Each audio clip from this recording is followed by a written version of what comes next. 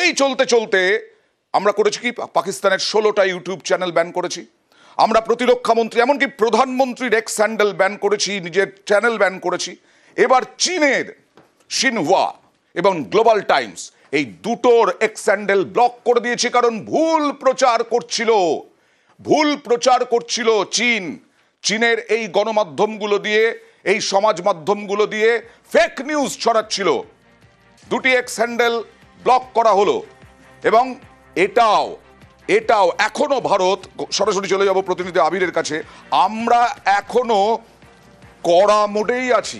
আবির,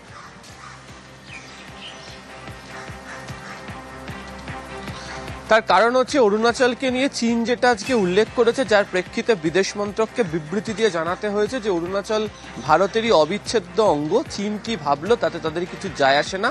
2017, 2021, 2023, 2024 একাধিকবার চেষ্টা করা হয়েছিল, কিন্তু ভারতের মধ্যেই যে অরুণাচল রয়েছে সেটা বুঝিয়ে দেওয়া হয়েছে। এবং যে হ্যান্ডেলগুলোকে, শুধুমাত্র দুটো চীনা হ্যান্ডেল না, একই সঙ্গে যারা টার্কিশ হ্যান্ডেল, তাকেও বন্ধ করা হয়েছে, ব্লক করে দেওয়া হয়েছে ইন্ডিয়ার তরফ থেকে। এবং সেখানে উল্লেখ করা হয়েছে যে এই দুটো চীনা হ্যান্ডেলের তরফ থেকে যেমন এই অরুণাচল প্রদেশের অংশ এবং পাশাপাশি পাকিস্তান নিয়ে মিথ্যা তথ্য ছড়ানো হচ্ছিল, ঠিক তেমনি ভাবে হচ্ছে যে টার্কিশ হ্যান্ডেল যেটি রয়েছে সেটিও ভারত পাকিস্তানের সম্পর্ক নিয়ে গত কয়েকদিন ধরে ভুয়ো মিথ্যা তথ্য ছড়াচ্ছিল।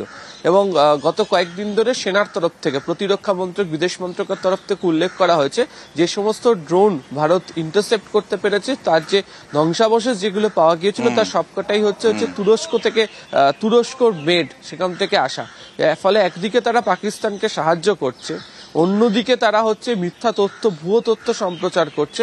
আবার এই চীনের এই হ্যান্ডেলগুলো পাকিস্তান নিয়ে মিথ্যা তথ্য সম্প্রচার করছে, আবার ভারতেরই অংশ অরুণাচল প্রদেশ নিয়ে যে তথ্য সম্প্রচার করছে তা নিয়ে ভারতের আপত্তির জায়গা। এবং সেই কারণে এই তিনটে হ্যান্ডেলকে সম্পূর্ণভাবে ব্লক করা হলো ভারতের তরফ থেকে। পাকিস্তানের পাশে থেকেও চীন কিছু করতে পারলো না, তুরস্ক পাশে থাকলো, আজারবাইজান পাশে থাকলো, কিছু করতে পারলো না, পাকিস্তানকে আমরা ছাড়খাড় করে দিয়েছি।